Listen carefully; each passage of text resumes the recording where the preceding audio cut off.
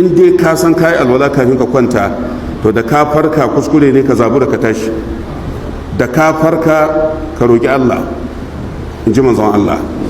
Kana roƙon Allah an gama. Annabi ya ce kuma wannan abin da za ka roƙi Allah, manzon Allah ya ce min amri duniya au min amri al-akhirah, ko abin ya shafi al'amarin duniya ko ya shafi al'amarin lahira duk ɗaya ne.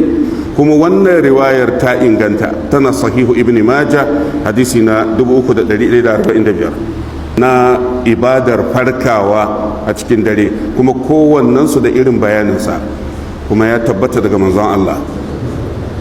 To akwai irinsa shine hadisin amru bin abasata da kuma abu umama al-bahili.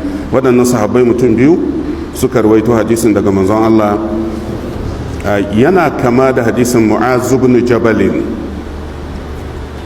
Annabi ya ce ma min abdin, babu mutumin da ya bito ala tuhurin zai kwana da tsarki, da ya kwana da tsarki fayadkurullah, ya yi zikirin Allah kafin baccin ya ɗauke shi.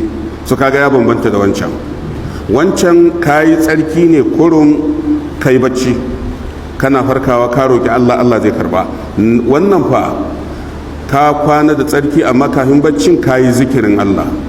Summa ya ta'arra min al-layli, sai ka farka a cikin dare, kana farkawa fa yad'ullah, sai mutum ya roƙi Allah.